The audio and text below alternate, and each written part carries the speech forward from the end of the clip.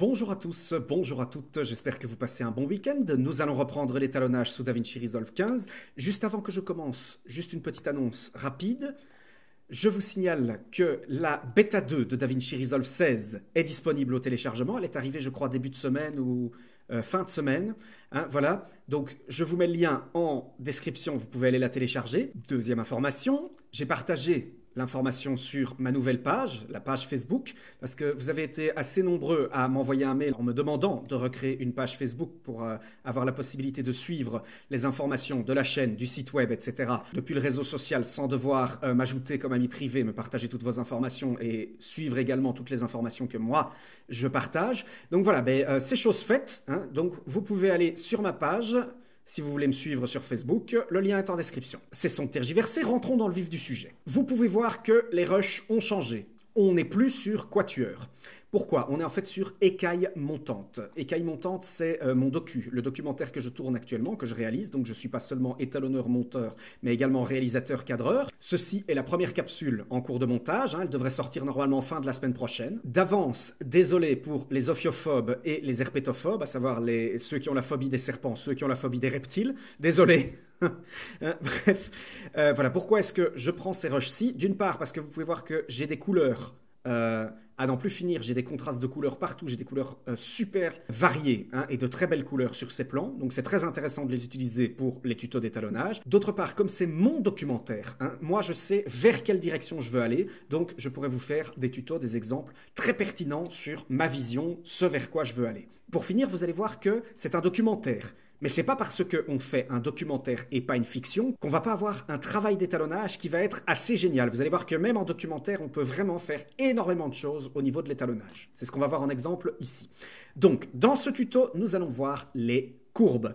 Si vous vous souvenez, dans mon initiation à l'étalonnage, j'ai qualifié les roues chromatiques de Sa Majesté la roue, parce que c'est l'outil le plus fondamental en étalonnage. Alors, si on peut l'appeler Sa Majesté la roue, on peut l'appeler ici Son Altesse la courbe, parce que c'est certainement le deuxième outil le plus fondamental, l'un des plus précis, qui va vous permettre d'agir de façon très poussée, déjà d'obtenir des nuances assez formidables au niveau de vos images, et qu'on va retrouver partout. Tous les logiciels d'étalonnage, dans la plupart des plugins qu'on vient greffer dans les logiciels de montage, sur les outils intégrés des logiciels de montage, comme par exemple Lumetri dans Premiere, l'outil d'étalonnage d'FCP10, même dans Sony Vegas, etc. C'est pour ça que j'invite également ceux qui travaillent avec Premiere ou avec FCP10 ou autre à suivre ce tuto pour comprendre comment fonctionne une courbe. Vous allez pouvoir, le principe est exactement le même, donc vous allez pouvoir utiliser ce que j'explique ici dans Premiere ou dans FCP10 ou tout autre. Donc les courbes se retrouvent dans cette fenêtre. Pour l'instant, on va se concentrer sur la partie justement qui montre le diagramme de la courbe, ceci. Il existe d'autres options ici, un petit peu plus avancées. Je vous en parlerai lorsque je ferai des tutos plus avancés. Pour l'instant, on va se concentrer vraiment ici dessus. Alors, à quoi correspond cette courbe? Vous pouvez voir que vous avez une droite ici de bas en haut, linéaire. Alors, est-ce que cette forme vous rappelle quelque chose? Normalement, si vous avez regardé mes tutos précédents, ça devrait vous rappeler quelque chose. Non? Regardez le waveform ici. Si je reprends mon dégradé, vous vous souvenez? Ah oui, voilà, c'est cette forme. Donc, comme vous le savez, notre waveform représente ici, on part du 0, on arrive à 1023, c'est précisément ce que montre notre courbe. On part de 0, c'est notre niveau de luminance 0, on part jusqu'à 1023. Attention cependant, ça ne veut pas dire, parce qu'effectivement ici, si je crée un traitement avec ma courbe, le waveform va suivre, ça ne veut pas dire que si j'agis ici dans mon image. Si je reprends par exemple ici une autre image, cette zone de luminance assez élevée n'est pas ici. Elle est là. Vous êtes d'accord, quoi qu'il arrive. Revenons sur notre plan et voyons ce qu'on peut faire comme traitement avec cette courbe. Donc, point noir, point blanc. Eh bien, par exemple, je peux prendre mon point blanc et je peux le monter. Et vous pouvez voir que notre waveform monte. Je peux prendre mon point noir, je peux le descendre ou le monter, et vous voyez que notre point noir descend tout simplement. Je suis en train de faire exactement ici ce qu'on fait avec les roues, le gain ici, le traitement de luminance, c'est la même chose, ici. Ça va? Donc, Quel est l'intérêt de la courbe? Eh bien, regardez, par exemple, je vais essayer de faire un traitement qui se rapproche de ce qu'on obtient avec la modification de luminance des roues de nos gamma. Pour ça, je dois partir du milieu. Je vais aller sur ma courbe ici, je vais cliquer. Ah, il y a un point qui s'est rajouté. Vous avez vu? Et maintenant, hop, hop, ici, j'obtiens en fait un résultat similaire à ce qu'on fait avec la roue de traitement gamma. C'est l'intérêt, vous pouvez ajouter des points où vous voulez sur la courbe, où vous voulez. Voilà. Et donc, je crois que vous avez tout de suite compris la très haute puissance de cet outil. Vous allez pouvoir définir, tac, je prends cette luminance-ci, je la monte. Ok, je veux maintenant que ce point ici, précisément sur le waveform, plus ou moins à 384, donc ici on va dire plus ou moins, baisse. Je prends, je baisse, etc. Résultat, mon contraste monte. Et donc, vous allez pouvoir comme ça définir au niveau de votre luminance où vous voulez monter, où vous voulez baisser exactement, voyez, dans votre waveform.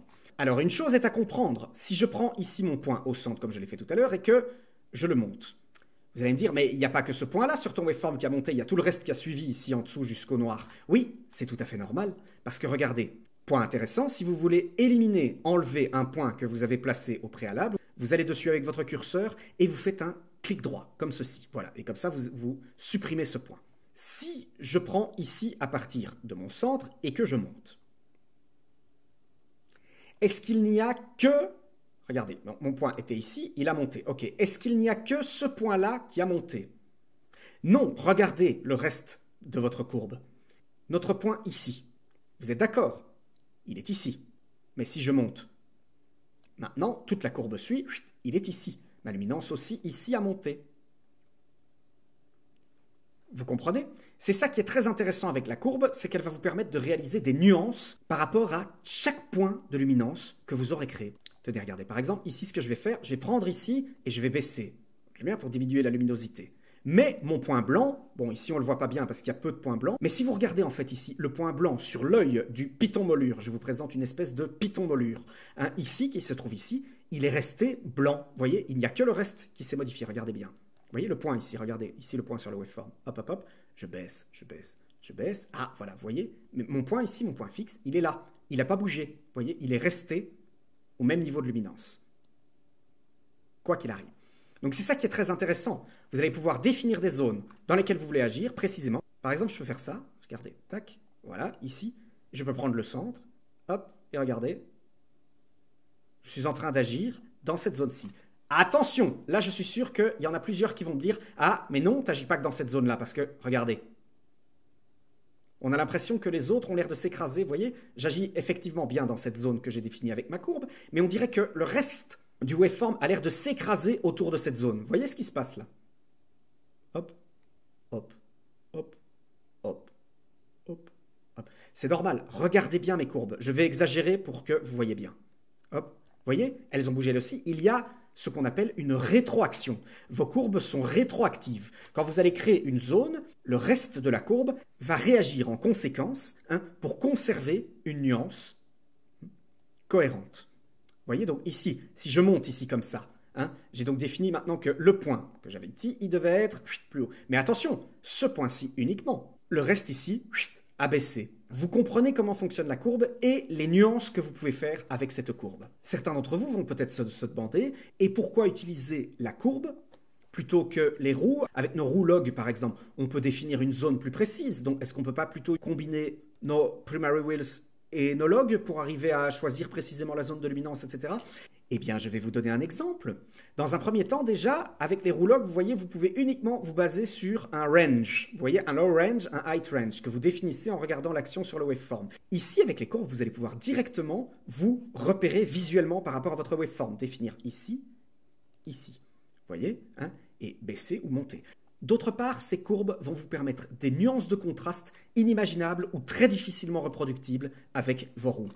Par exemple, au niveau de notre contraste, si je veux monter mon contraste assez drastiquement avec mes roues, je peux monter les hautes lumières, baisser les basses lumières, et à ce moment-là, je ne peux agir que linéairement sur mon waveform, ce qui veut dire que quand je vais baisser mes noirs, monter mes blancs, ils vont s'écraser sur le niveau maximum. Vous voyez, c'est ce qui s'est passé. On a perdu plein de détails dans les noirs. Bon, on a perdu beaucoup moins de détails parce qu'il n'y a pas beaucoup de blanc de base dans notre image, mais on aurait quand même perdu des détails avec une image plus éclairée. Regardez maintenant avec ma courbe. Ce que j'ai fait avec mes roues, c'est ça.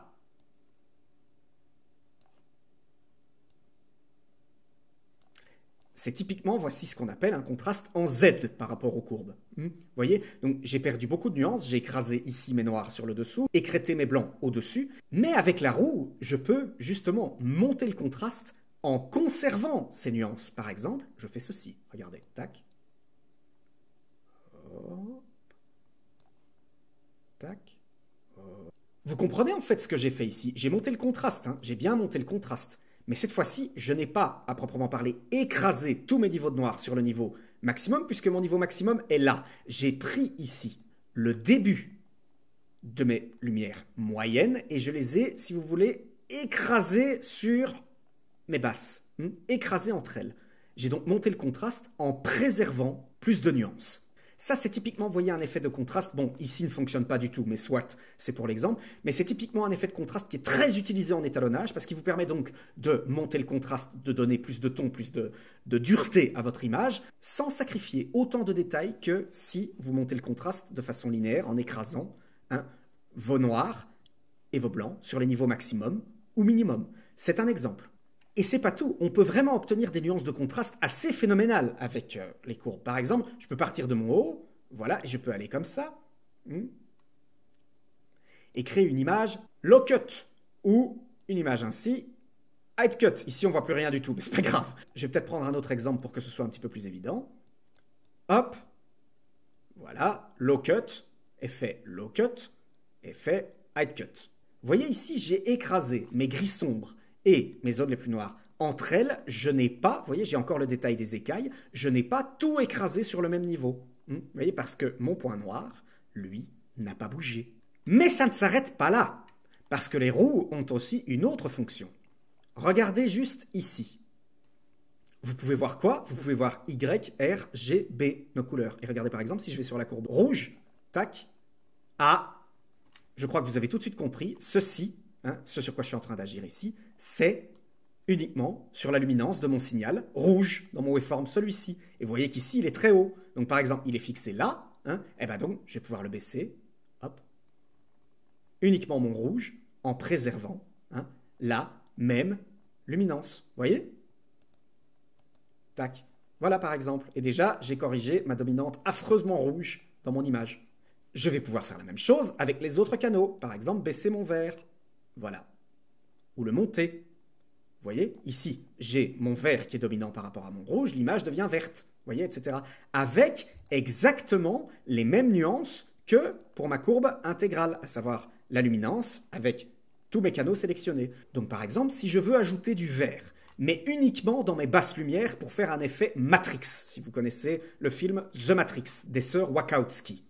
Regardez.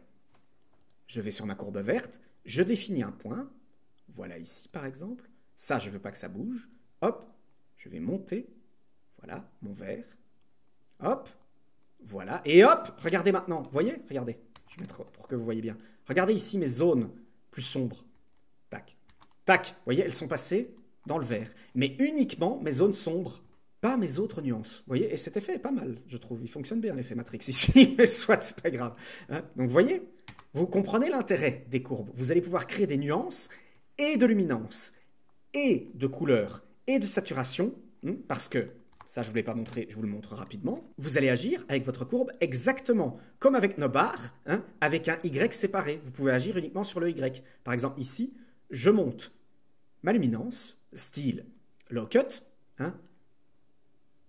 en baissant ma saturation, en laissant mes niveaux de couleur au même niveau de luminance, et là donc j'ai monté ma luminance, sans monter en YRGB mes canaux de chrominance, en baissant ma saturation. Et de nouveau, en pouvant, par exemple, regardez ce que je vais faire, ici, uniquement mon Y, je vais baisser les lumières plus hautes, voilà, ce qui monte la saturation dans mes basses lumières, je vais remonter mes plus hautes, ce qui monte les hautes lumières et baisse leur saturation. Et vous obtenez comme ça des effets assez contrastés au niveau de la couleur. Regardez.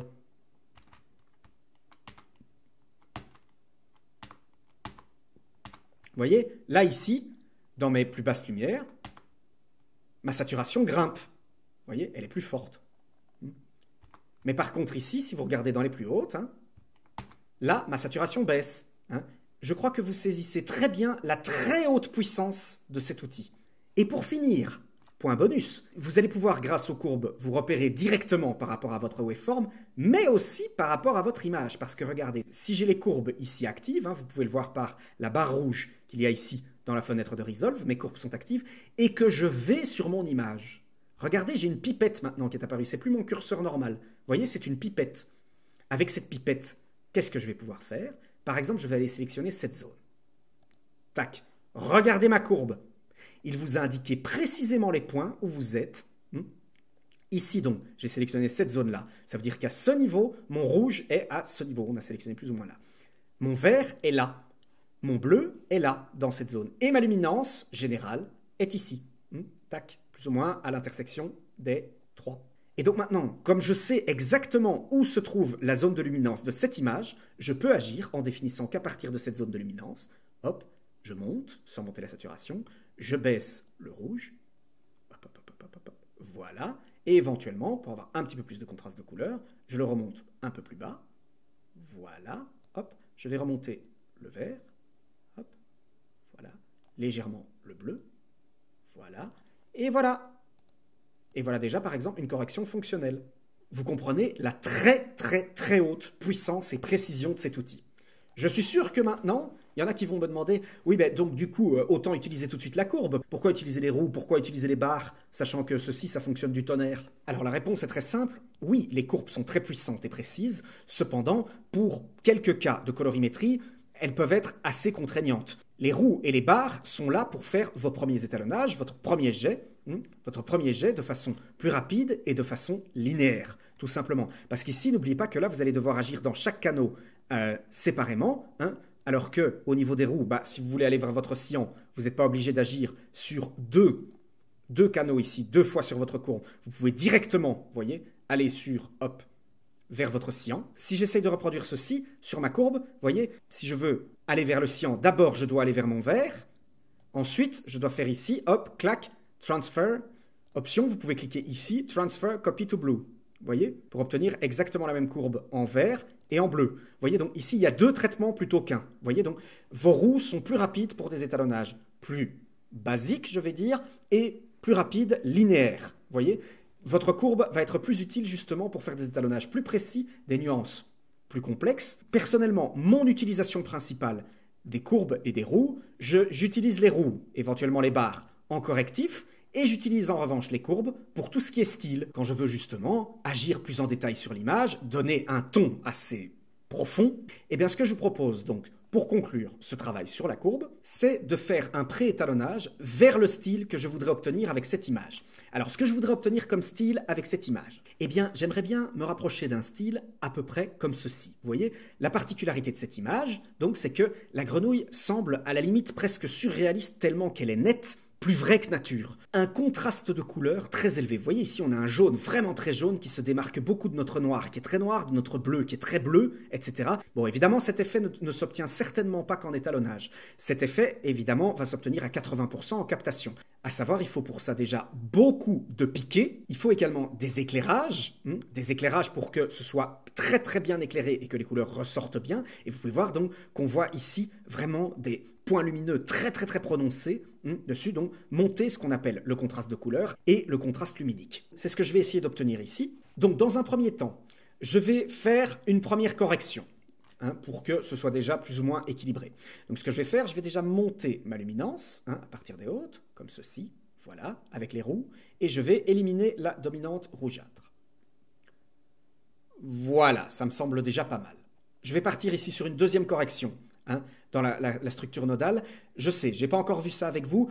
Ce que je pense que je vais faire, c'est que je vais le faire dans le prochain tuto. Je pensais le voir après avoir vu tous les outils d'étalonnage primaire, avant qu'on passe au secondaire, mais le problème c'est que vous, chez vous, si vous ne savez pas déjà comment faire 2 effets avec le même outil, hein, ça va un peu vous bloquer hein, sur vos étalonnages chez vous. Donc je pense qu'on va voir ça dans le prochain tuto, histoire déjà que ça au moins ce soit clair et que vous puissiez cumuler vos différents réglages. Bien, donc alors, dans cette deuxième chambre, je vais maintenant m'occuper de mon style. Alors donc, comme je vous l'ai expliqué, ce qu'il y a de surtout important avec l'image d'exemple que je vous ai montré, c'est le contraste de couleurs. Attention, c'est pas forcément la saturation.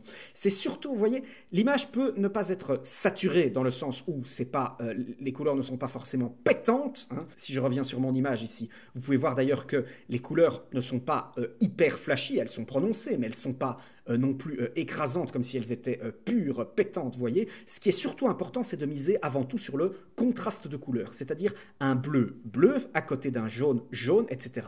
Donc alors, souvenez-vous, ce qu'on cherche à faire ici en priorité, c'est pas forcément monter la saturation, c'est monter le contraste de couleurs. Ici, j'ai une image un peu uniforme, uniforme jaune, rougeâtre, orangé, vous voyez, sur tout le plan. Donc en fait, ce qu'il faut savoir, c'est que les écailles ici, dorsales, de notre moulure, elles ne sont pas blanches, elles sont bien jaunes. Donc du coup, on va essayer de monter le jaune. Pour ça, je vais prendre en référence, tac, voilà, j'ai mes points ici, vous voyez, il m'a suffi de cliquer et j'ai mes points. Je vais aller sur mon rouge en premier. Je vais monter mon rouge. Alors évidemment, maintenant, comme j'utilise la courbe et que tout a monté comme point à ce niveau, ici, forcément, ma dominante rouge devient encore plus prononcée. Donc déjà, ces écailles ici, comme je vous l'ai dit, ne sont pas rouges, elles sont jaunes. Donc du coup, ce que je dois faire, c'est quoi le jaune? C'est le rouge et le vert. Donc du coup, ce que je vais faire rapidement ici, je suis sur ma courbe rouge, je vais cliquer ici et je vais faire Copy to Green. Tac. Ah, vous avez vu la différence? Regardez. Tac. Voilà. Tac. Ah, voilà, ça y est. Mes écailles ici, regardez. On part de ça, elles sont rouges, hein, plutôt rouge orangé. Voilà. Là, elles commencent à devenir bien jaunes. Qu'est-ce que je peux faire encore pour monter mon jaune? Mais je peux partir de mon bleu, parce que je vous rappelle, le bleu qui est la complémentaire du jaune, si je le baisse, le jaune ne peut que monter. Donc je vais prendre ici mon bleu, qui est situé à ce niveau-là, et je vais le baisser. Voilà. Et on commence à obtenir, voilà, regardez, on commence à obtenir vraiment un beau jaune ici.